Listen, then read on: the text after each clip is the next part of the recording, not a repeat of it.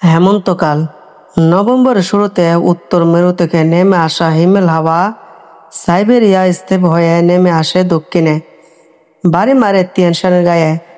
তারপর সফেদে পবিত্র পর্বতমালা গা ঘেঁষে ক্রমে আরো বাড়ি হয়ে নেমে আসতে থাকে নিচের দিকে। পরতে পরতে বাতাস জমে তৈরি হয় উচ্চচাপ। তিয়ানশান তার গায়ে এত চাপ সহ্য করতে না পেরে ফাঁক পুকুর দিয়ে সেগুলোকে ঠেলে দেয় তুর্কিস্তানে। শীতের হাড় জমে দেওয়া বাতাস বইতে থাকে দক্ষিণে, আবার থামে আফগানিস্তানের উপর পামির মালভূমিতে।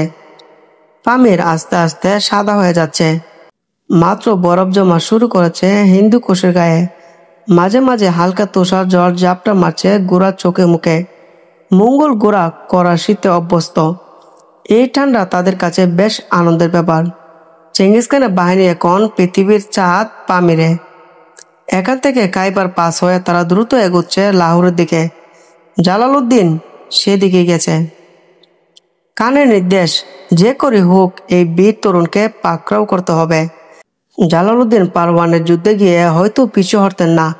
হাতে 60,000 যোদ্ধা ছিল, সাথে আরো 1030 যোদ্ধা যোগ দেওয়ার সম্ভাবনা ছিল। আর সেটা সম্ভব হলে তিনি এই বাহিনী চালিয়ে দিতেন খোরাসান হয়ে সোজা উজবেকিস্তানে, চেঙ্গিস খানের বুকের উপর। কিন্তু তুচ্ছ কারণ বিবাদ করে আফগানরা তার বাহিনী থেকে বেরিয়ে গেল। আফগানিস্তান এর চরম মাসুল দিয়েছিলেন। মার্ব, বালক, বামিয়ান, গজনি, কান্দাহার আর তুস্কের সম্পূর্ণ মাটির সাথে মিশিয়ে দিয়েছিলেন খান। হত্যা করেছিলেন কমপক্ষে 30 লাখ আফগানকে। নিরুপায় জালালউদ্দিন হাতে থাকা 50,000 যোদ্ধা নিয়ে পিছু হটে গেলেন হিন্দুস্তানের দিকে। প্রথমে লাহোর, তারপর পেশোয়ার হয়ে মুলতান। সেখানে টিকতে না পেরে আরো দক্ষিণে সিন্ধু নদ পার হয়ে পাঞ্জাবে ঢোকার পরিকল্পনা করছিলেন তিনি। চেঙ্গিস খান আগাচ্ছেন ধীর কদমে, প্রায় 2 লাখ যোদ্ধা নিয়ে। তার সামনে জালালকে দাওয়া করে এগিয়ে যাচ্ছে সেদিরি নুয়েন আর বালা নুয়েন, তার সাথে 2 টোমেন যোদ্ধা। জালাল দিনে খুব একটা পথ চলতেন না, সারা রাত ঘোড়া চালান মঙ্গলদের ফাঁকি দেওয়ার জন্য, কিন্তু তাতে বড় একটা লাভ হয় না। মঙ্গলদের লোকে এমনি এমনি ইয়াজুজ মাজুজ বলতো না, তাদের ইন্দ্রিয় ছিল প্রায় পশুর মতো শক্তিশালী। কথিত আছে, একজন মঙ্গল অনায়াসে খোলা ময়দানে 4 থেকে 5 মাইল দূরে থাকা জিনিস পরিষ্কারভাবে দেখতে পেত। 6-7 মাইল দূরে কিছু পোড়া হলে তার গন্ধ তারা বুঝতে পারত। অনেকে প্রায় 20 মাইল দূর থেকে ঘোড়া কুড়ের শব্দ বুঝতে পারত। এমনকি 800 বছর পর এখনো মঙ্গলরা তাদের দূরপাল্লা দৃষ্টি, শ্রবণ ও ঘ্রাণ শক্তির জন্য বিখ্যাত। তিনি ভেবেছিলেন সিন্ধু পেরিয়ে হিন্দুস্তানের সুলতান ইলতুমিশের সালতানাতে চলে যেতে পারলে সেখান থেকে কিছু সাহায্য পাওয়া যাবে। চেঙ্গিস খান ভারতের জন্য হুমকি, এই অসাধারণ শত্রুর বিরুদ্ধে, তাই ইলতুমিশের সাথে তিনি জুটও করতে পারবেন। কিন্তু সিন্ধু নদে কেউ নামতে পারছিল না, যেই নামছিল সেই ভেসে যাচ্ছিল। অনেক চেষ্টা করেও যখন কোনো গতি করা গেল না, জালালউদ্দিনকে তখন থামতে হলো। এভাবেই কেটে গেল 2 দিন। হিমালয় আর কারাকোরামের বরফ গলে জলে বান রেখেছে খরস্রোতের সিন্ধুতে। জালালউদ্দিন চরম দুশ্চিন্তা আছেন। তার 2 পাশে পাহাড়, সামনে সিন্ধু, পেছনে ছুটে আসছেন চেঙ্গিস খান। চেঙ্গিস খুব সাবধানে তার লড়াইয়ে চক এঁটেছেন। এই কাজে তার প্রধান সঙ্গী জেনারেল সুবোদাই আর বাহাদুর আর জেলমে বাহাদুর। এই লড়াই তার কাছে খুব গুরুত্বপূর্ণ। জালালউদ্দিন যদি কোনোভাবে টিকে যায়, সেক্ষেত্রে হিন্দুস্তানের সুলতানের কাছে থেকে সাহায্য পেয়ে আবার খাওয়ারিজম ফিরে আসতে পারবে। যে ছেলে মাত্র 21 বছর বয়সে 60,000 যোদ্ধা নিয়ে মঙ্গলদের হারাতে পারে, যা চীনের জানো জেনারেলরা লাখো সৈন্য নিয়ে পারেনি, তাকে এই সুযোগ দেওয়া কোনো বুদ্ধিমানের কাজ হবে না।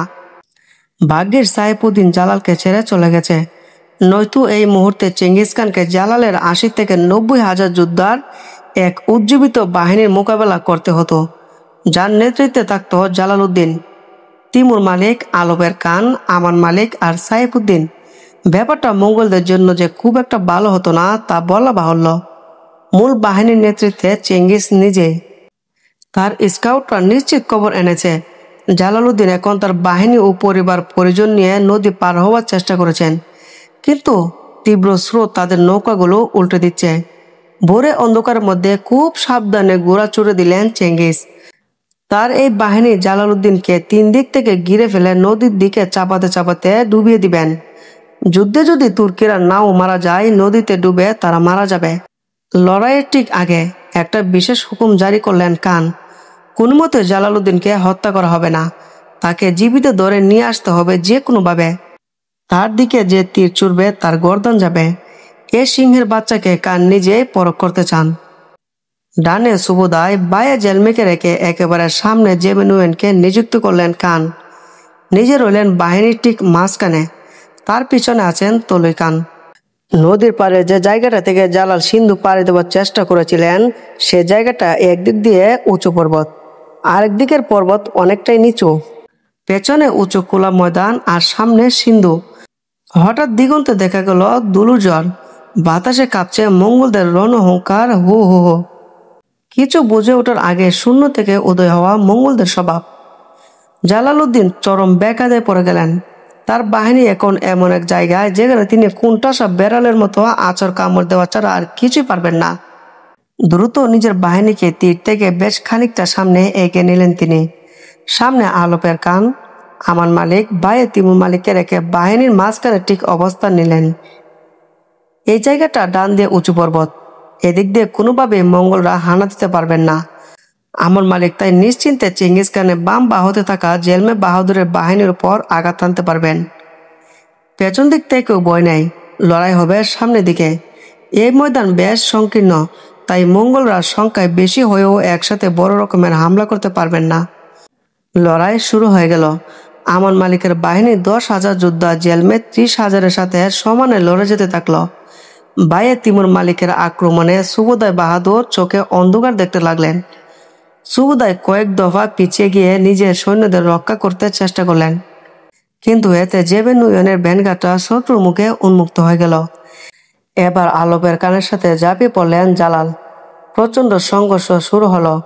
তুর্কমানদের তীব্র গতির হামলা চুরমার হয়ে গেল মঙ্গলদের অগ্রভাগ। তিমুর মালিকের হামলার বায়ে আরো জোরদার হলো। 10,000 সোয়ার নিয়ে তিনি সুবোদায়ের 40,000-কে কেঁদিয়ে নিয়ে চললেন পেছনে গিরিপথের দিকে। এবার জালালউদ্দিন স্বয়ং চেঙ্গিস খানের বাহিনীর দিকে এগিয়ে গেলেন। জনযোদ্ধার সাথে তরুণ বীরের লড়াই শুরু হয়ে গেল যুদ্ধক্ষেত্রের মাঝখানে। জালাল হুঙ্কার দিয়ে উঠলেন, নারে তাকবীর, আল্লাহু আকবার।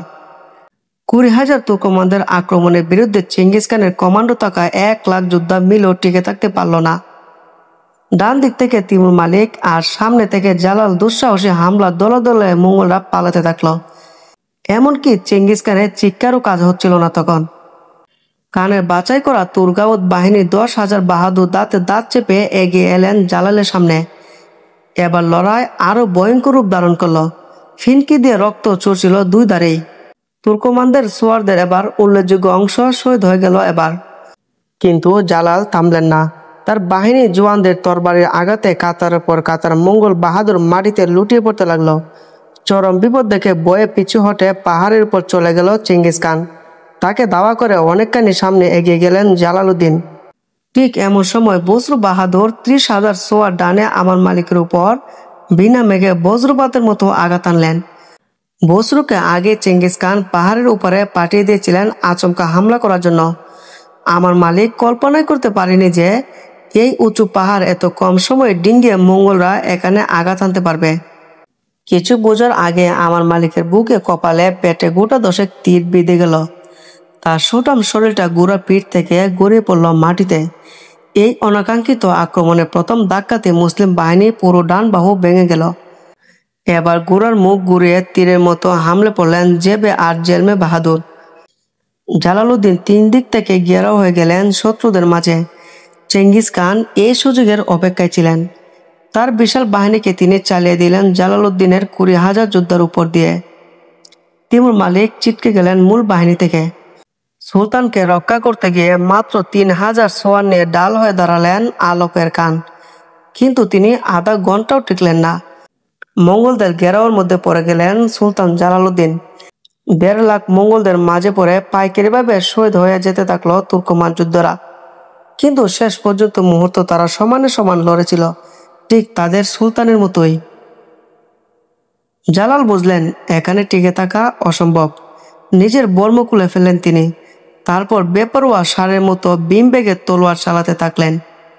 ঘেরাওয়ের একটা অংশ লাশের স্তূপে পরিণত করে জালাল যখন বেরিয়ে এলেন, তখন তার সাথে ছিল মাত্র 27 জন তুর্কমান যোদ্ধা। পেছনে মঙ্গল বাহিনী, সামনে সিন্ধু নদ, সাথে তার মা আর 2 স্ত্রী 3 ছেলে। সেনাবাহিনী টুকরো টুকরো হয়ে গেছে। জালালউদ্দিন এক কঠিন সিদ্ধান্ত নিলেন। তার মা আইজিজা ছিলেন তখনও সুন্দরী, 2 স্ত্রী তো বটেই। তিনি ঠিক করলেন, মঙ্গলদের হাতে ছেড়ে দিলে এদের বেঁচে থাকা হবে মৃত্যুর চেয়েও যন্ত্রণাময়। কয়েকজন সৈনিককে ডেকে সুলতান তাদের বললেন, নিজের মা ও স্ত্রীদের 2 ছেলে সহ বস্তায় বেঁধে নদীতে ফেলে দিতে। হুকুম পালন করা হলো। মঙ্গলরা একেবারে তাদের নাকের ডগায় চলে এসেছিল। তাদের উপর আবার হামলে পড়লেন সুলতান জালালউদ্দিন। তিনি আর তার 27 তুর্কমান মিলে আরও প্রায় 1000 খানেক মঙ্গলদের লাশ ফেলে তারপর নদীর দিকে ফিরলেন। একে একে নদীতে ঝাঁপিয়ে পড়তে লাগলো যুদ্ধরা। কেউ বাঁচল, কেউ ভেসে গেল। সবার শেষে পাহাড়ের অনেক উঁচু থেকে নিজের তুর্কি ঘোড়া নিয়ে নদীতে লাফিয়ে পড়লেন সুলতান।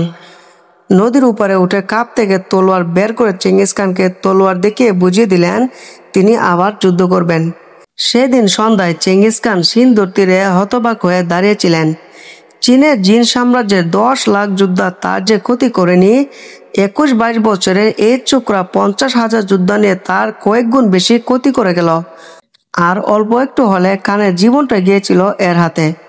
বিস্মিত হয়ে উচ্চারণ করলেন চেঙ্গিস খান, ধন্য সেই মা যে এমন ছেলে পেটে ধরেছে। বাপের তো চাই এমন এক বেটা। আহ, আমার যদি এমন একটা ছেলে থাকতো। ইনশাল্লাহ বাকি আলোচনা করব পরের পূর্বে। ভালো লাগলে অবশ্যই আমার চ্যানেলটি লাইক, সাবস্ক্রাইব করার অনুরোধ করা হলো।